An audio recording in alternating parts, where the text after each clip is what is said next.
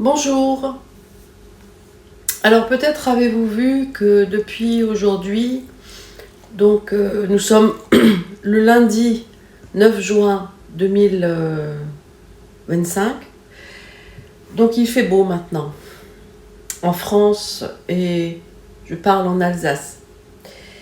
Il y a eu un peu de temps pour que le beau temps arrive. Je ne sais pas si vous avez, des allergies, mais en tous les cas, moi je vois autour de moi énormément de gens qui ont des allergies carabinées. Voilà, donc c'est lié évidemment au pollen, tout simplement, tout ce qui est dans les arbres, dans les fleurs, mais aussi à la pollution. Voilà. Et aux antennes 5G. Parce que les antennes 5G émettent des vibrations basses et donc c'est très mauvais pour le corps humain. Et d'ailleurs aussi pour les animaux. D'accord ? Donc ces antennes 5G vont aller propager les pollens ainsi que les particules de pollution. Voilà, alors quand vous mettez les pollens et les particules de pollution ensemble, alors par exemple, moi je connais des gens, quand ils sortent dans la rue, déjà ils sont complètement à côté de leurs pieds, de leurs chaussures, parce que ils sont... Quand vous avez des allergies, en fait, surtout en fin de matinée, vous êtes fatigué, vous êtes complètement groggy, les yeux pleurent, voilà, c'est vraiment très très désagréable et c'est très très sournois. Et ça, c'est lié donc à tout ce que je vous ai dit avant. Alors, idéalement, évidemment, c'est de rester chez soi, de prendre des douches tièdes, comme je vous l'ai dit la dernière fois, et de faire stop, tout simplement, de dire non, je ne veux plus de ça. Je ne veux pas que ma santé soit mise en péril à cause de gens qui veulent continuer à faire leur saloperie dans les villes. D'accord ? C'est pour ça que je pense qu'il est utile et urgent de créer d'autres lieux, de créer des lieux ailleurs, de quitter les villes, d'aller ailleurs, tout simplement. Voilà, à la campagne, créer des petits villages bien structurés, etc., etc. C'est très important de repenser en fait nos vies. C'est très important de changer de vie, changer de vie, changer de vie. On ne peut pas continuer comme ça. Alors aussi, par rapport à toutes ces vibrations, évidemment, vous, en tant qu'être humain, vous êtes un être vibratoire. Donc, les animaux aussi sont des êtres vibratoires. Tout est vibration dans ce monde. D'accord ? Donc, tant que la vibration est saine, que le vent, les vents sont, les vents ne sont pas trop forts, pas trop chauds, pas trop humides, et que on n'est pas, et que tout se passe bien et que tout se passe dans le calme et la volupté. Nous, en tant qu'êtres humains, on est en fait dans un système alors d'équilibre. Si on nous fout de la pollution, des antennes 5G, des voitures avec des pots d'échappement et et tous ces trucs-là, et que les gens continuent à manger, à utiliser la malbouffe, à aller acheter des choses dégueulasses dans les supermarchés, c'est sûr que les gens tombent malades. Voilà. Et que d'autant plus que la médecine, la médecine c'est un grand sujet, mais en fait, on n'est pas fait pour tomber malade. Voilà. Juste que quand vous tombez malade, c'est votre vibration qui n'est plus dans son équilibre. Votre vibration, chacun vibre différemment. D'ailleurs, on le voit sur un chanteur d'opéra. Il y a des voix qui sont plus aiguës, des voix qui sont plus graves, etc. Voilà. Donc c'est vraiment que chaque personne vibre à sa fréquence. Et quand vous tombez malade et que vous vous chopez quelque chose et que vous êtes malade et que vous êtes au fond du lit, ça veut dire que votre vibration n'est plus correcte. La vibration a perdu, est déséquilibrée. Votre vibration personnelle est déséquilibrée. Donc c'est très important de s'écouter et de comment dire, enfin moi en tout cas moi je le fais pour moi. Je vois que quand je peux plus être dans cette vie mouvementée, je me mets en recul, je fais des retraites spirituelles, je les fais toute seule même, je n'ai même pas besoin d'aller faire ça ailleurs ou quoi, non, je fais ça chez moi ou dans mon contexte, le contexte qui me convient le mieux. Et alors après, du coup, effectivement, je retrouve mon équilibre et je me recentre. Vous vous imaginez le nombre de gens qui sont complètement déconnectés d'eux-mêmes et qui tombent malades et qui, au final, vont utiliser des protocoles médicaux qui ne vont pas forcément non plus être adaptés. Donc c'est tout est à reconsidérer, tout est à changer. Nous devons changer notre façon de vivre, nous devons changer ce monde doit changer. Il doit évoluer vers plus de bienveillance, plus d'empathie. Voilà. C'est un monde qui est jusqu'à présent qui a été axé que sur l'argent. Que sur l'argent. C'était la seule façon, la seule raison pour la plupart des gens, c'est l'argent. Pas normal. À un moment donné, non, c'est plus possible. Alors voilà, on met sa télé dehors, on change sa vie, tout simplement. On ne peut plus, c'est plus possible, on ne peut plus vivre dans ce monde. Ce n'est plus possible. Quand vous lisez le traité de Vitruve du début à la fin, je peux vous assurer que vous avez une conscience exacerbée de comment était la vie avant Jésus-Christ et comment elle est, enfin avant Jésus-Christ, pendant Jésus-Christ et après Jésus-Christ, mais en fait depuis la Deuxième Guerre mondiale, c'est devenu infernal. On ne peut pas continuer comme ça. Donc voilà, c'était un peu ce que je voulais dire aujourd'hui. Après, je vous ferai une vidéo sur l'huile de ricin. Voilà, à tout à l'heure. Alors, en ce qui concerne l'huile de ricin. Alors, l'huile de ricin est constituée d'acide ricinoléique, d'acide gras ricinoléique et de vitamine E. Elle est particulièrement efficace pendant le sommeil. Écoutez bien. Donc, elle contient des acides ricinoléiques, des acides gras ricinoléiques et de la vitamine E. Elle est très efficace pendant le sommeil.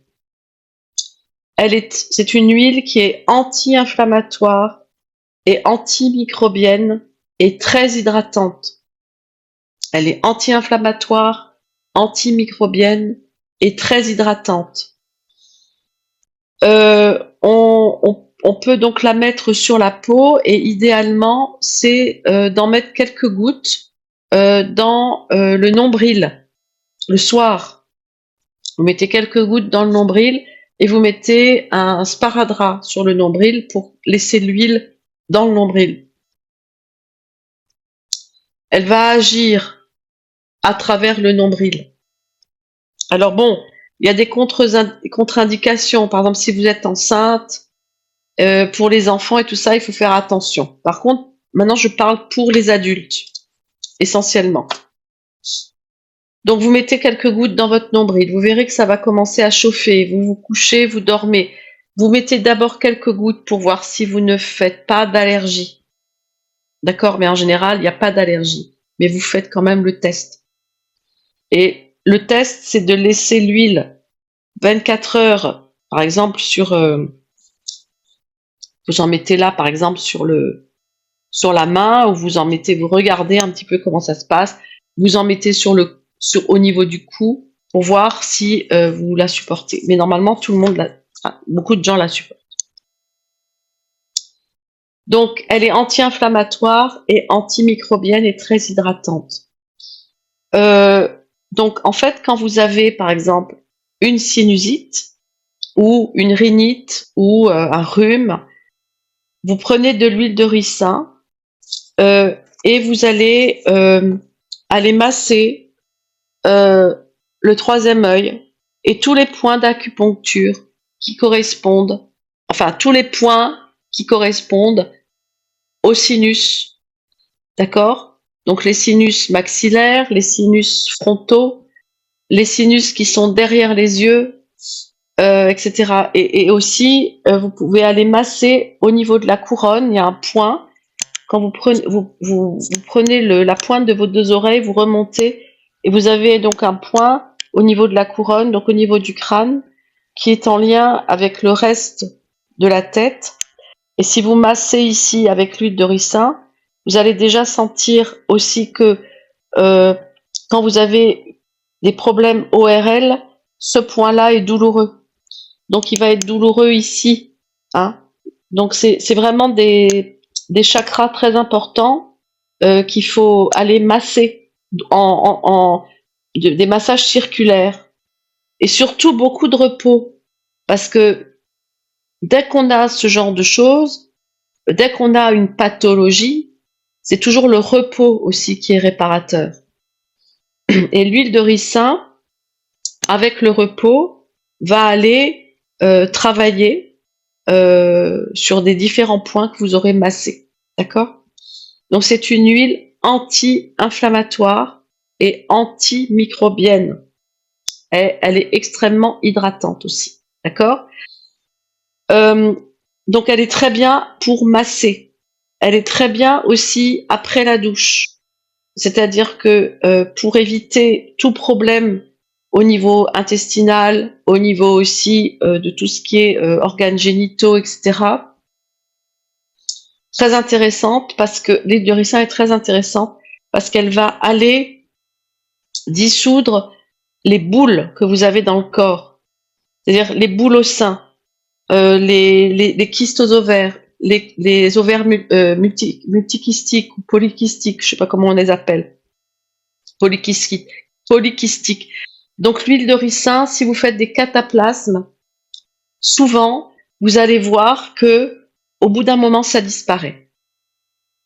Moi, je ne préconise pas de la boire parce que elle peut être très pour les intestins. Ça fait un vrai nettoyage en profondeur. Ça vous fait sortir toutes les glaires, tout ça. Très intéressante aussi quand vous avez des bronchites ou quand vous avez des problèmes ORL avec des toux, des choses comme ça. Elle va aller en fait dissoudre les sécrétions et du jour au lendemain, vous n'aurez plus rien. Mais il faut beaucoup de repos, beaucoup de repos. C'est très important quand vous faites cette cure d'être au repos. On ne peut pas la faire si on n'est pas au repos. Donc, elle va aller dissoudre tout ce qui fait des boules dans le corps, d'accord? Elle va aller travailler sur la lymphe aussi. Donc, c'est très intéressant de l'utiliser régulièrement en fonction des pathologies que vous avez. Mais ça, après, votre remède, c'est vous, hein. C'est-à-dire, c'est vous qui voyez. elle ne doit pas être ingérée sans avis médical. Jamais être ingérée sans avis médical, parce qu'il y a des gens qui ne supportent pas de la boire. Ça peut être, c'est décapant hein, pour les intestins, donc il vaut mieux faire des cataplasmes, d'accord? Voilà, donc vous pouvez, alors moi j'en vends, donc si ça vous intéresse, voilà, je la vends 30 € le litre. Elle est naturelle et bio, et en fait, moi j'en ai tout le temps, quoi. Je veux dire, je ne fais que utiliser l'huile de ricin, même pour les massages, tout ça, je n'utilise que l'huile de ricin. Par exemple, elle est très intéressante aussi quand les muscles sont tendus, parce qu'elle va aller détendre vraiment le muscle, parce qu'elle va aller travailler, ça va aller travailler en profondeur. C'est une huile qui est extrêmement épaisse. Elle est très intéressante aussi pour le mal de tête. Si vous massez votre tête quand vous avez de la migraine, vous pouvez masser les points qui sont douloureux avec cette huile, et ensuite passer du baume du tigre blanc pour éventuellement éviter de prendre des anti-inflammatoires ou du Doliprane. Voilà. Ce que je voulais vous dire aussi, ce qui est très important de faire régulièrement, c'est de prendre du curcuma, du gingembre dans du sucre roux. Vous faites un mélange. Vous achetez du gingembre frais, vous le coupez en petits morceaux, vous mettez du sucre roux par-dessus, vous mettez du curcuma, vous mélangez le tout. Ça aide à digérer après les repas. C'est un booster et c'est un booster d'immunité aussi. Et c'est un booster aussi au niveau de la vitamine C. Enfin, il y a beaucoup de vitamines. Il y a beaucoup de vitamines dans le gingembre et dans le curcuma. Et le gingembre associé au curcuma, c'est un anti-inflammatoire puissant. Donc c'est toujours important de manger une cuillère à café ou deux de cette préparation dont je vous ai parlé. Donc gingembre frais, petits morceaux, avec du sucre roux et du curcuma en poudre. Voilà pour l'huile de ricin et le gingembre et le curcuma. À bientôt, à tout à l'heure peut-être. Au revoir. Alors, je voulais continuer à à m'exprimer sur TikTok et sur les réseaux, parce que, bon voilà, je vois beaucoup de choses bizarres. Alors, je vous parlais des antennes 5G qui émettent des vibrations basses. Est-ce que vous êtes déjà allé dans des salles de concert de musique actuelle avec ces immenses baffles sur les côtés, quand les mecs font de la musique et qui sont au taquet au niveau des sons? Très mauvais. Très très mauvais, ces vibrations. Elles sont extrêmement mauvaises. Autant pour les musiciens que pour le public. Et les baffles, vous êtes déjà mis devant les baffles? Quand vous mettez vos mains devant les baffles, vous avez l'air de la baffle, la vibration. La vibration émet de l'air. D'accord? Quand vous écoutez la musique sur vos baffles, si vous écoutez la musique fort chez vous, mettez vos mains devant le fameux truc souple là qui fait ça. Eh bien, mettez vos mains devant et vous verrez le souffle qui se dégage de cette vibration. Alors dans les salles de concert, ça aussi, c'est à reconsidérer complètement. Parce que c'est extrêmement mauvais pour le cœur. Enfin, c'est mauvais de manière générale. Les vibrations basses sont extrêmement mauvaises. Très très mauvaises. Il y a des gens, quand ils sont dans des concerts pop, ils ont le cœur qui s'arrête. Le cœur s'arrête. Ils sont morts. Parce que les vibrations qui sortent des baffles, sont trop basses et trop fortes. le cœur a un influx électrique. Donc si vous lui foutez des vibrations complètement ahurissantes, le cœur s'arrête. Ça fait des arrêts cardiaques. Vous avez déjà vu ça? Mais c'est vrai ce que je vous dis. Hein? C'est vrai. C'est très, très, très dangereux. Alors quand on vous envoie des antennes 5G dans la tronche, avec en plus les pollens, plus la pollution, plus les sortes de pompes à recharge électrique pour les bagnoles électriques. Non, je veux dire, ça devient complètement taré, quoi. Je veux dire, moi, ça me fout hors de moi. Comment on peut vivre dans une ville où il y a tellement de pollution? C'est autant de la pollution énergétique que de la pollution. Hein? Et en été, quand on se fait piquer par les moustiques et qu'on ne peut plus rester dans les jardins, c'est quoi ça aussi? Ça vient d'où? Vous croyez comme ça, les moustiques, tout d'un coup, ils mutent? Non! Devinez qui fait ça. Donc, à un moment donné, stop! Ça suffit! Ça suffit! Stop! On ne peut plus vivre dans un monde comme ça. C'est un monde de destruction. C'est pervers. Ça détruit l'humain.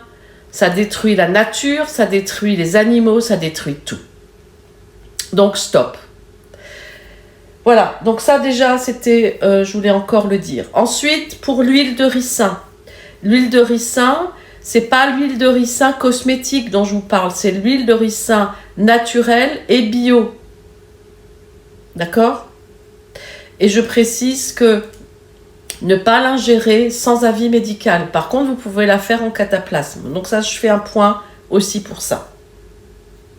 Ensuite, je voulais parler aussi de la chaleur. Là, maintenant, on va arriver dans les mois d'été. Donc, on va avoir la canicule, on va avoir les antennes 5G, on va avoir la pollution, on va avoir des orages, forcément, hein, puisque voilà, ça fait partie du schmilblick. On va pas pouvoir rester dans les jardins parce qu'on va se faire bouffer par les moustiques et par les bestioles dont on ne sait pas d'où elles viennent. Voilà, c'est quoi alors? Qu'est-ce qu'on fait? Qu'est-ce qu'on fait? Qu'est-ce qu'on fait?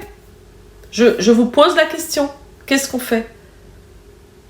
Alors, si vous avez une réponse ou des réponses, surtout mettez-les en commentaire. Mettez des commentaires sur les vidéos que je fais. Moi, je demande que ça, mais pas des commentaires de merde. Mettez des commentaires bienveillants. Mettez des commentaires intelligents. Des commentaires où vous aurez analysé la situation. Parce que la dernière fois, j'ai reçu un commentaire de quelqu'un qui était vraiment un commentaire, voilà, je l'ai bloqué le gars, hein, je sais pas si c'était un mec ou une nana, mais je l'ai bloqué. Donc des commentaires comme ça, non.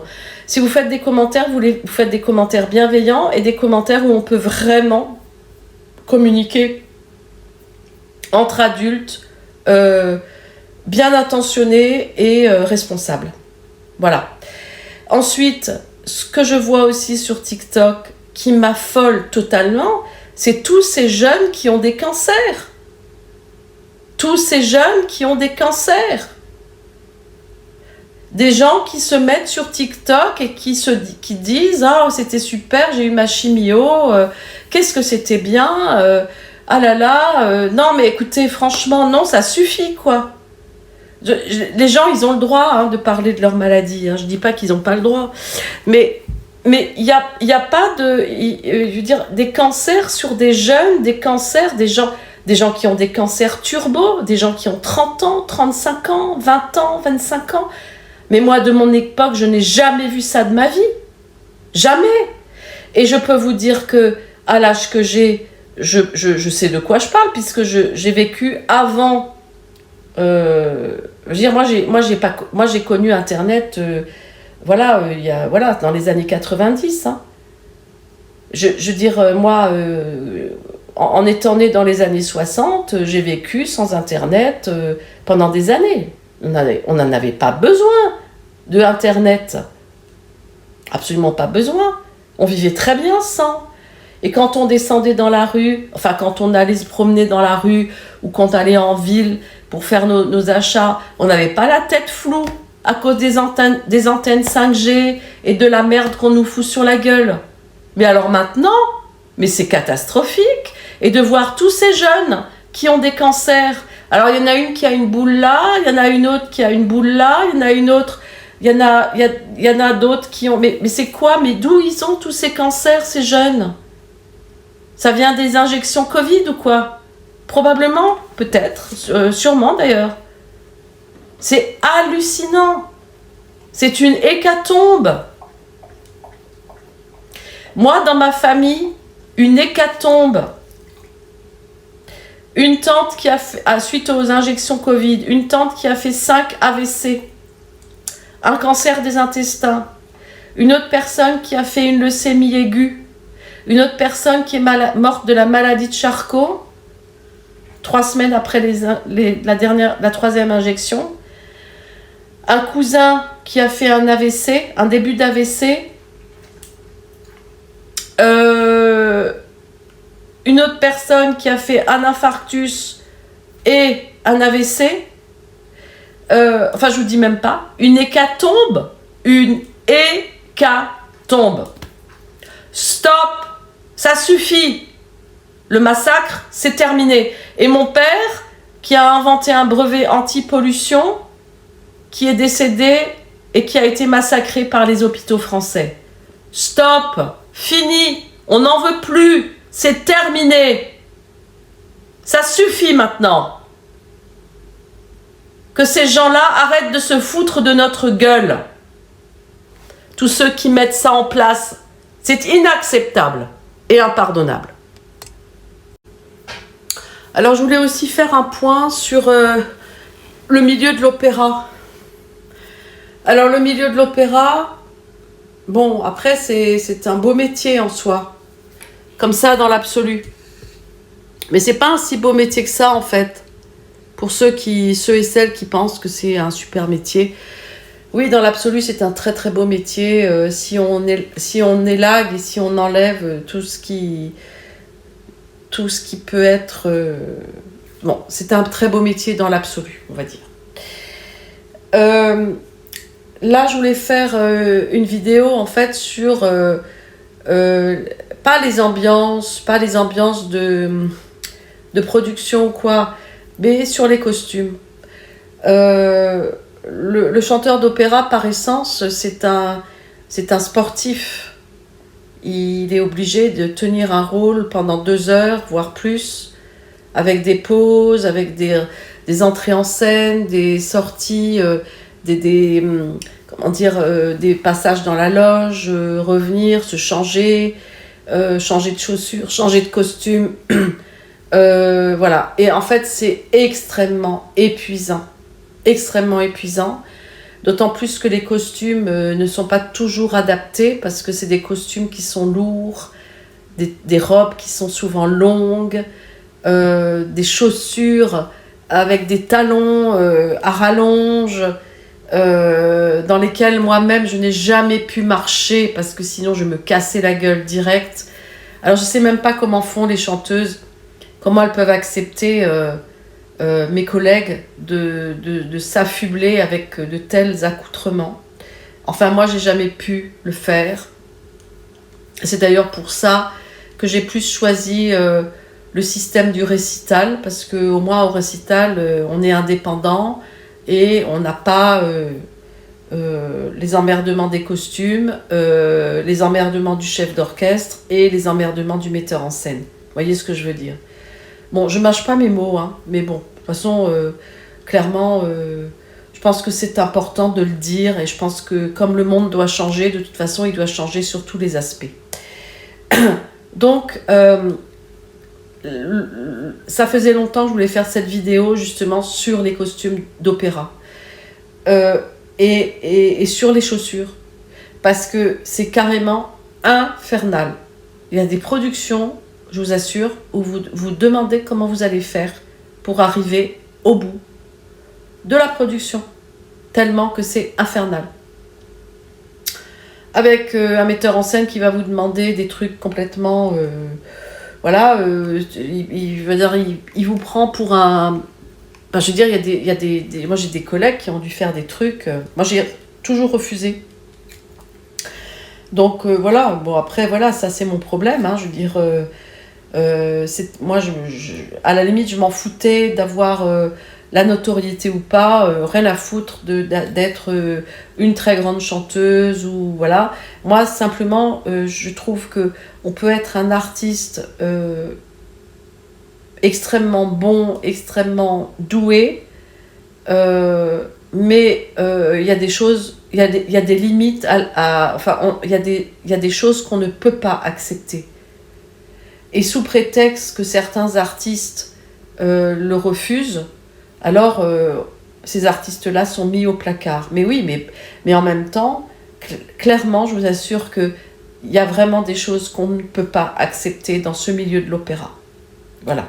C'est un milieu en soi qui est fascinant, mais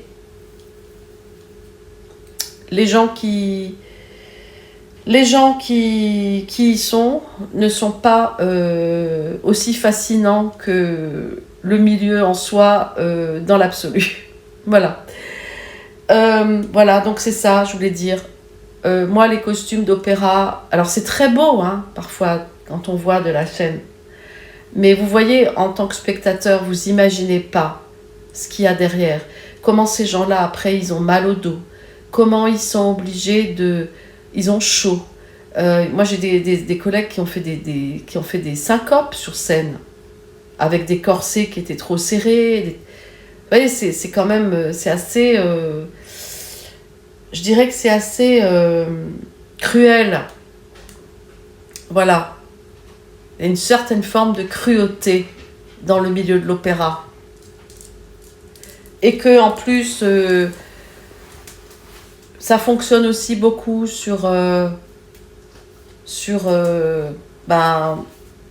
bon, il y a des gens qui se permettent des choses. Voilà. Et il y a des gens aussi qui, sous prétexte que ils veulent réussir, alors ils vont accepter des choses qui sont inacceptables. Vous voyez ? Je rentrerai pas dans le détail. Mais voilà, donc c'est juste insupportable. Et ça aussi, ça doit changer. Donc moi, je pense que ce qui serait intéressant de faire, c'est de reconsidérer les costumes d'opéra et de reconsidérer les chaussures. Voilà. Moi, à l'opéra, je n'ai fait que mettre des baskets. Voilà. Voilà, c'est tout. Je pouvais pas mettre les chaussures qu'on me demandait de mettre. C'est pas, juste pas possible. Même si esthétiquement, c'est joli, mais c'est infernal. On ne peut pas marcher dans des chaussures comme ça. C'est pas possible. Et il y a des robes et des trucs, des trucs qu'on vous demande. On vous demande, par exemple, sur des festivals, en été, par exemple, quand vous êtes sur des festivals, on vous demande, par exemple, moi, on m'a une fois demandé de mettre un collant sous encore un pantalon pour... Enfin, on était mais engoncés, on avait chaud, on se sentait mal. C'est infernal. Vous vous imaginez pas la cruauté qui règne dans le milieu de l'opéra. Vous pouvez pas vous imaginer. C'est insupportable. Après, il y a des bons côtés aussi. Mais bon, il y a plus de mauvais côtés que de bons côtés. Voilà, c'est ça que je voulais vous dire. Et je pense que pour un chanteur qui a besoin de son physique pour avoir toute sa voix, enfin je veux dire, on est un instrument de musique, on ne peut pas affubler un être humain comme ça et lui demander de chanter en plus des rôles avec 2 octaves et demie, 3 octaves et de faire des aigus, des graves, chanter dans le médium. Vous vous imaginez pas l'énergie que ça demande. C'est hallucinant. Il faut être vraiment, pour être un très bon chanteur, il faut être un très bon moine zen. Voilà.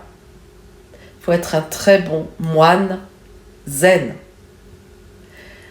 Et moi, à l'âge que j'ai, de toutes les collègues que j'ai eues, ou les collègues hommes, collègues femmes, il y a encore une qui chante.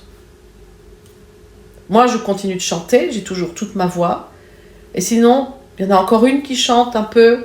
Et sinon, toutes les autres et tous les autres, ils se sont arrêtés.